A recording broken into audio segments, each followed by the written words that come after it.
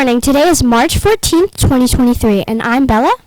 And I'm Harper, and here are today's top headlines.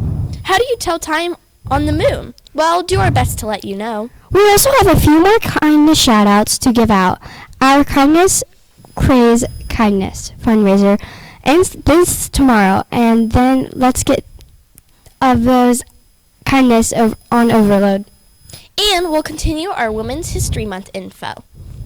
But first, let's go to Matthew with today's lunch menu.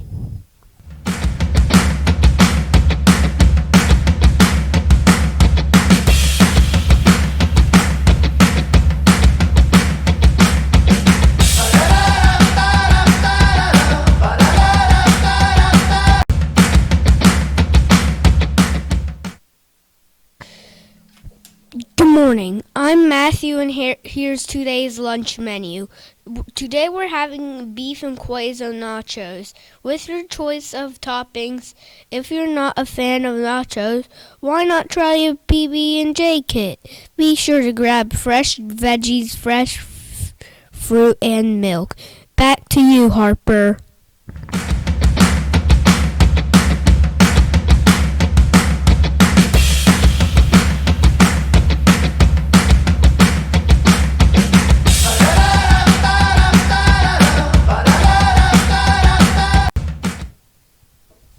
Thanks, Matthew. The European Space Agency, ESA, is working with NASA to create a shared time system for the moon.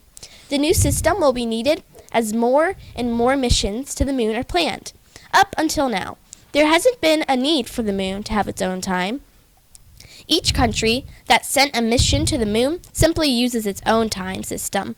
But now, dozens of lunar missions from different countries are planned for the coming years. These missions will need to communicate with each other. For different systems to work together smoothly, they will need to agree on what time it is. On Earth, most countries base their time on a Universal Coordinate Time System, or ETC. So Eastern Time is our time zone, and UTC minus 5 hours, or UTC minus 4 hours. Now that it's daylight savings time, one problem with UTC on the moon is that sending UTC signal into space would be tricky and could fail. Another problem with using UTC is that the moon's days are very different from Earth's days. One of the full day on the moon lasts about 9.5 Earth days. And that it means and day each lasts about 2 weeks Earth-wise. If people are going up to living on the moon, as NASA hopes, it might make sense if the moon's times matched up with its day and night somehow. What makes the problem especially difficult is that the moon's time is really different. Gravity affects how quickly time passes. Because the moon has about 1/6 of Earth's gravity, clocks they would run faster, about 56 microseconds, millionths of a second every day. That adds up to about a second every 50 years. That may not sound like much, but one of the main reasons ESA and NASA want to decide on a moon time isn't just for people, but for machines. For now, scientists at space agencies aren't sure what a lunar time looks like, but they're pointing out a problem that needs to be solved for future moon missions to work together smoothly. And we have a few more kindness shout-outs today.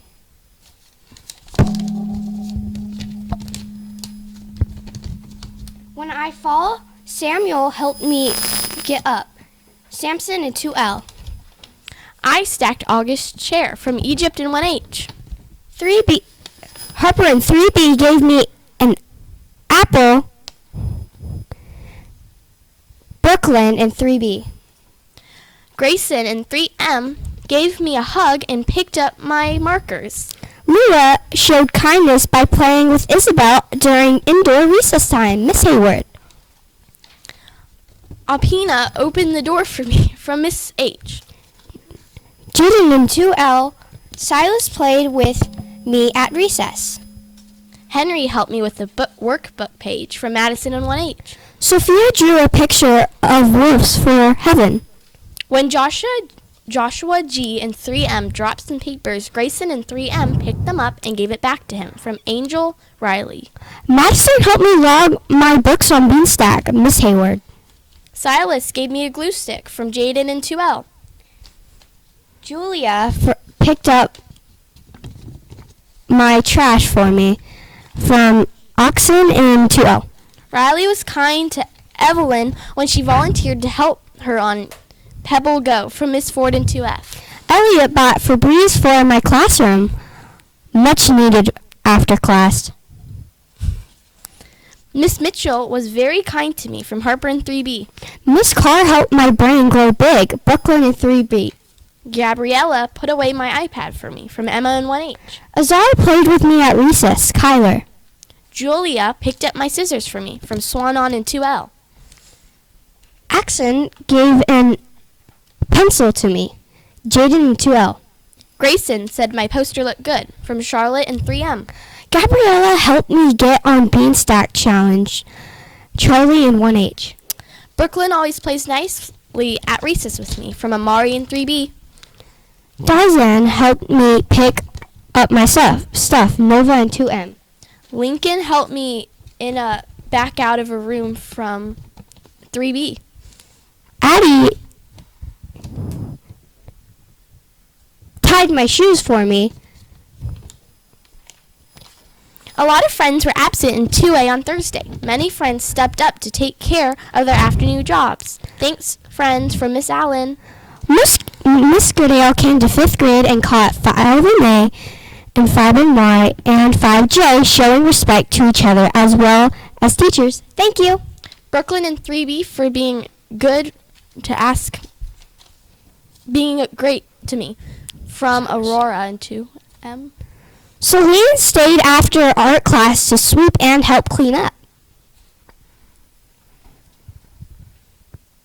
Now to Emma Kate with today's weather.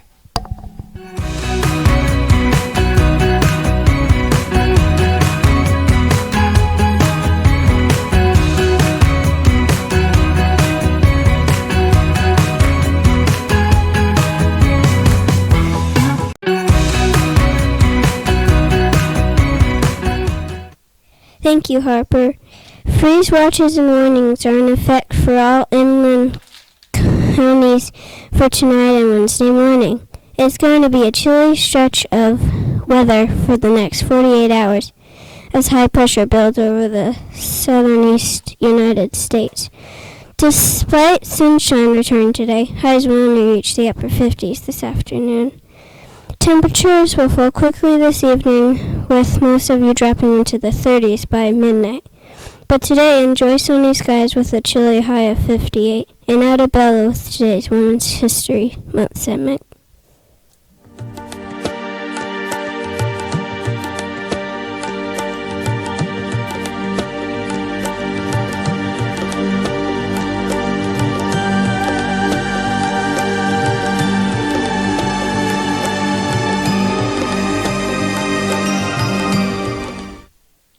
Today in Women's History Month, we are celebrating Michelle Yeoh, Oscar Award-winning actress and stuntwoman, who made history this weekend by becoming the first Asian woman to win an Oscar Award for Best Actress. This is a big deal. The Oscar Awards are one of the top awards given to actors, but Michelle Yeoh is the first winner to identify as Asian. She is from a country called Malaysia. Yeoh got her start in the kung fu cinema world, but rose to stardom in 1992 as Jackie Chan's co-star in Super Cop.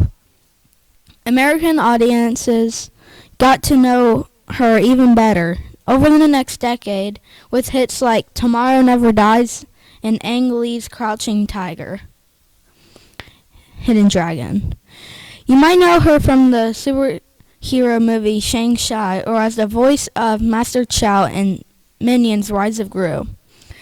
But beyond her historic Oscar win, Michelle Yeoh is a big part of Women's History Month, Women's History, because of her hard work and dedication to her craft. You see, Michelle Yeoh did her own stunts through most of her career. That means that she's more than an actor. Her first love was ballet, and although she had to give it up for some of her career, she attended the Royal Academy of Dance after she moved to London. She was a beauty queen.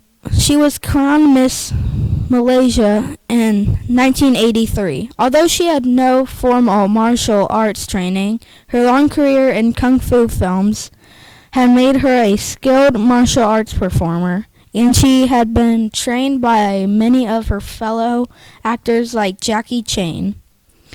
She does many of her own stunts, even today at 60 years old. Michelle Yeoh is a great example of artists who make history, and we're happy to celebrate her and her Oscar win for Women's History Month.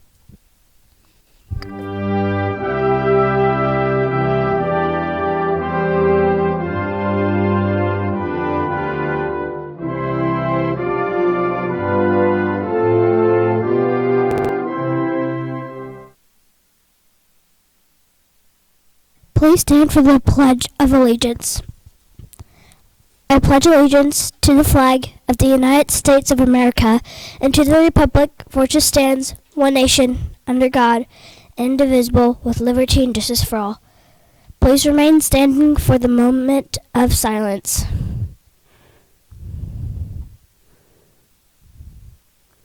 Thank you. You may be seated. There are no birthdays today.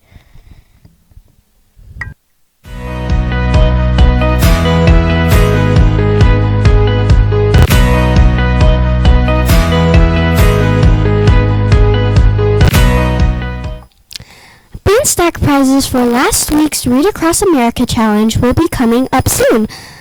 But the last challenge for last month also keep logging those minutes. Teachers keep giving out Caught You Reading tickets all March long. Orcas, place your reading tickets in the temporary golden apple to enter for a drawing for free books from the book fair.